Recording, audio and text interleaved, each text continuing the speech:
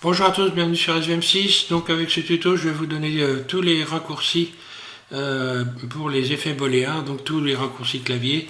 Je vais vous expliquer comment les avoir, puisque vous n'êtes pas, si vous n'avez pas fait ce qu'il faut ici dans les préférences utilisateurs, vous n'aurez pas la possibilité d'utiliser les raccourcis clavier pour avoir des effets booléens. Donc déjà pour commencer, un effet booléen c'est quoi? Pour ceux qui ne savent pas, ça c'est tout simplement retrancher un objet d'un autre objet. Par exemple ici j'ai un cube, ici j'ai fait quelques retranchements pour qu'on puisse voir, j'ai retiré une partie de cylindre de ce cube, etc. Donc en sélectionnant tout simplement un premier objet et puis un second, et bien le dernier qui sera sélectionné, lorsque j'aurai fait par exemple, je ne sais rien, je vais faire Shift CTRL moins, je vais retrancher, voilà, j'ai creusé donc tout simplement une partie ici, la partie intermédiaire entre les deux objets, et bien voilà, elle a disparu. Donc je vais vous expliquer comment vous pouvez arriver à faire ça. C'est la première chose à faire déjà, c'est d'aller dans éditer ici et dans les préférences utilisateurs. Donc vous cliquez sur préférences utilisateurs et vous allez cliquer sur add-on. Donc là il va falloir, alors là bon je vais faire ça. Là dans cette fenêtre là, lorsque vous avez cliqué sur add-on, vous allez taper tout simplement boule. Là. Et lorsque vous allez avoir tapé boule, je referme cette fenêtre là et celle-là d'abord, comme ça on va bien voir du début à la fin. Voilà, lorsque vous aurez tapé boule, vous aurez ici donc objet boule tool qui sera décoché. Donc vous cochez en cliquant dessus, vous cochez cette petite fenêtre là, puis ensuite vous allez pouvoir cliquer sur le petit triangle qui est juste à côté pour ouvrir les fenêtres qui sont là. Donc également sur ce triangle là. Donc voilà, donc on a tout ici, les raccourcis clavier. Donc lorsque vous allez cliquer, vous allez faire Shift, alors après avoir sélectionné deux objets, hein, ou plusieurs d'ailleurs, on va faire l'expérience, je vais vous faire la démonstration sur tous ces éléments-là. Lorsque vous allez faire CTRL SHIFT par exemple B, eh bien vous aurez le menu. Le menu, donc vous aurez exactement tout ce que vous voyez en dessous, ici sur une petite fenêtre. Ce qui va vous permettre de vous rappeler éventuellement des raccourcis clavier sans trop vous casser la tête. Voilà, pour arriver à faire ça. Là, qu'est-ce qu'on a? On a Snipe Brush, non, ça c'est pour, bon, ben, je vais revenir après. Voilà, une fois que vous avez fait ça, vous aurez accès au raccourci clavier. Donc là, vous pouvez après fermer tout ça. Hein. Voilà, une fois qu'on fait ça, on laisse cocher évidemment, et on ferme la fenêtre des préférences utilisateurs. Donc là, je suis sur la version 2.93 de Blender, donc ça marche sur toutes les nouvelles versions, hein. Il n'y a aucun problème, c'est exactement la même chose. D'ailleurs, même sur des anciennes. Alors, on va faire donc une première expérience, je vais supprimer ça, voilà, je fais Shift X pour supprimer l'objet sélectionné, Shift S pour ramener mon curseur au centre de la scène, et je vais commencer par rajouter un premier cube par exemple, puis je vais le dupliquer, Shift D, je le duplique et on va retrancher cet objet là de celui-là. Donc je le sélectionne, un clic droit. Alors je disais, donc pour avoir le menu, vous faites Shift CTRL B, vous allez avoir donc cette petite fenêtre qui s'ouvre directement.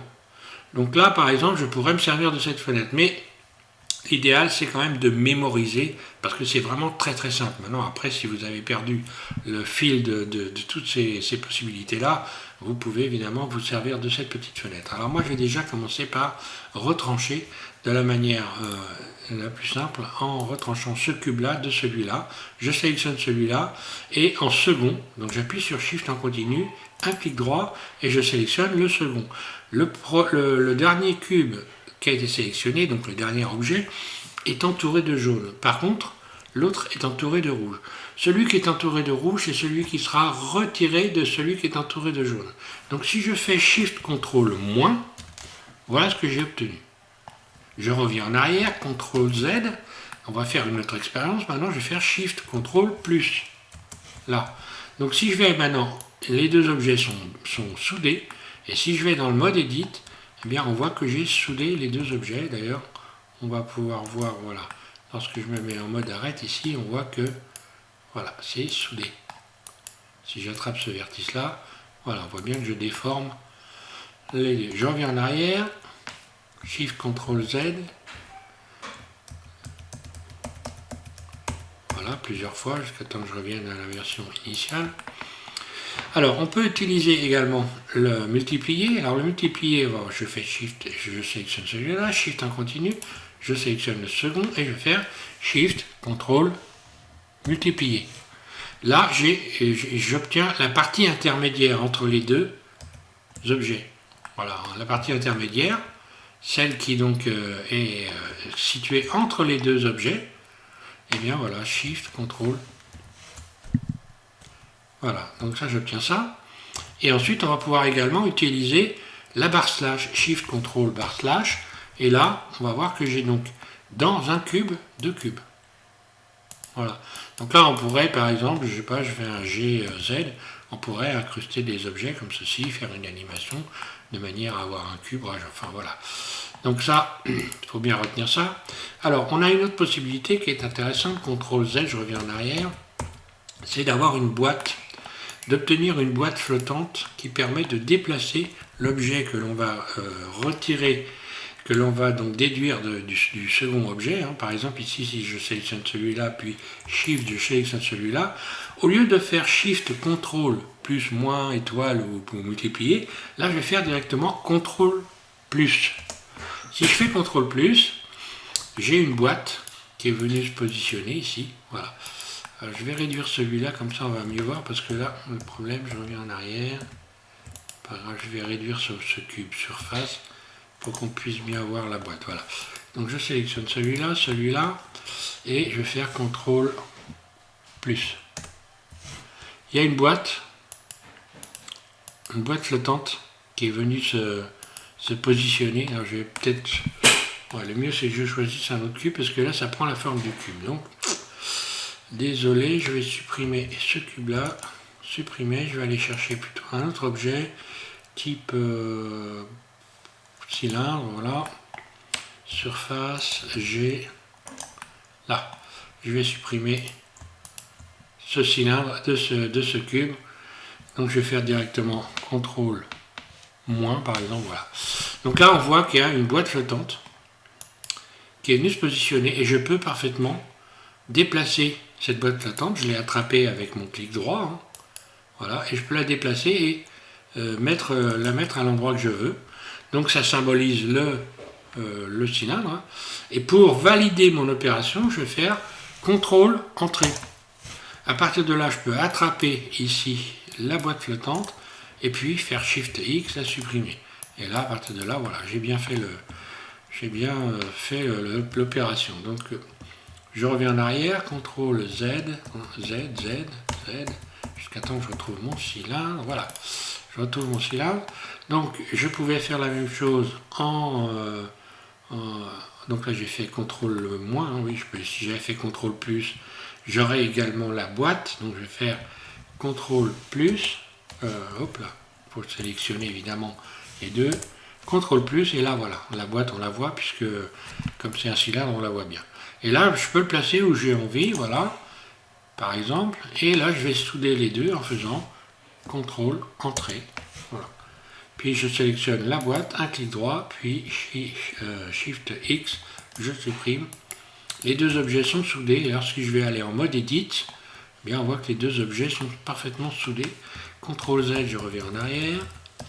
Voilà, donc ça, on peut avoir la boîte flottante comme ceci avec toutes les fonctions. Donc si j'ai fait CTRL, si je fais CTRL barre slash, voilà, alors je sélectionne les deux évidemment. D'abord ici le cylindre, puis CTRL barre slash, voilà, on voit parfaitement ici, je peux déplacer le cube en l'attrapant et puis positionner où j'ai envie. Voilà, par exemple ici. CTRL entrée, puis je sélectionne, j'attrape mon cube, ou je peux le supprimer directement, hein. Je clique dessus, Shift X, supprimer, voilà. Et là, j'ai une partie qui est incrustée à l'intérieur de mon cube. Voilà. Alors, une chose qu'il faut savoir aussi, j'ai vu sur un tuto il y a un bout de temps déjà, c'est une personne qui disait qu'on ne pouvait pas retirer plusieurs objets d'un objet. Bien si, on peut retirer. Donc pour ceux qui en douteraient, hein, je vais vous faire l'expérience. Voilà, je vais prendre plusieurs objets et je vais voilà, faire une découpe. On va prendre une sphère par exemple. G. Voilà. Donc ça sera toujours le dernier objet sélectionné qui sera donc celui qui va être transformé. Donc ça, ici, je sélectionne par exemple celui-là, puis la sphère, puis le cylindre, et en dernier le cube. Si je fais un Shift Ctrl moins, bien voilà, j'ai bien obtenu la découpe avec plusieurs objets. Si j'avais lissé les objets, alors si ça faut savoir, hein, si vous lissez pas les objets, alors pour les lisser c'est simple, on va dans objet, on fait lisser, voilà. Ici c'est pareil, objet lissé. Oui, objet lissé, voilà. Et puis, une fois qu'on a fait ça, soit on va ici, on peut aller là, on peut ajouter un modificateur, ici division d'arête, hein, pour obtenir, voilà, pour obtenir quelque chose de bien ici. Ou alors on peut aller directement ici dans normal, voilà, et cocher, lisser ici, voilà. Donc je fais l'expérience, je sélectionne ça, et en dernier mon cube, Shift Ctrl moins, et voilà, et là je n'ai pas de, j'ai des surfaces qui sont lisses. Alors ça, le problème, il est dû au fait que, voilà, il faut cocher auto-lisser, hein, et puis éventuellement modifier la valeur. Donc là, il n'y est plus, elle a disparu, puisque j'ai utilisé celui qui est là. Hein. Voilà. Voilà, je pense, donc rappelez-vous, hein, pour ceux qui... Le temps de prendre tout ça en mémoire, c'est pas compliqué, hein, c'est soit CTRL plus moins multiplié ou // ou soit Shift CTRL plus moins multiplié // vous ne pouvez pas aller plus loin, et simplement si vous faites un CTRL B, eh bien, vous aurez un CTRL B en ayant sélectionné deux objets. Donc si je rajoute un objet, peu importe, je rajoute un cube, G, je le déplace. Là, je vais faire donc CTRL B. Enfin, il faut que ce soit sélectionné, voilà. Ça doit être, c'est Shift CTRL B, voilà, Shift CTRL B, paf, et voilà, j'ai donc ici la possibilité, différence, union, intersection, et puis, voilà, si je fais différence, voilà ce qui se passe. Hein. Voilà. C'est tout simplement ça, différence. Voilà donc pour les explications pour l'effet booléen. Alors, il s'avère que donc certaines personnes ont des problèmes avec ça. Donc, vous avez Didier sur la chaîne Blender DN33 qui a eu donc déjà des soucis avec les effets booléens. Donc il a fait un tuto pour les personnes qui ont des soucis avec ça. Donc je ne vais pas revenir là-dessus. Moi, ce qui était intéressant pour... je pensais c'était de vous donner des tenants et des aboutissants pour utiliser les raccourcis clavier. Donc maintenant, pour les personnes qui auraient éventuellement des problèmes avec les effets booléens, vous allez sur la chaîne Blender DN33 et vous verrez donc Didier Nebreda qui a fait donc un tuto déjà sur les effets booléens et donc comment régler les problèmes si vous avez un souci avec ces raccourcis clavier. Voilà. Merci à tous de suivre SVM6, bon courage.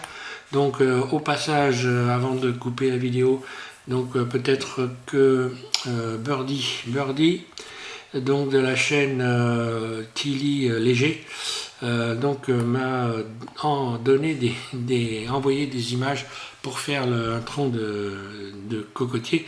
Donc je vais bien le faire, Birdie, si tu regardes, je vais bien le faire, il n'y a pas de problème.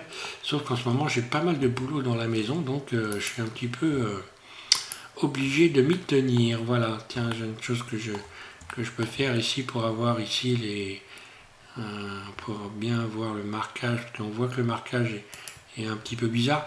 Donc là, par exemple, je pourrais augmenter la valeur si je vais avoir la possibilité d'aller augmenter cette valeur-là. Là. Là, je l'ai un peu diminué. Donc en modifiant cette valeur-là, hein, voilà, on voit qu'on peut avoir les marques ici ou pas. Hein. Ça, il faut un peu travailler sur les degrés ici, donc d'adoucissement, pour avoir une belle surface. Voilà.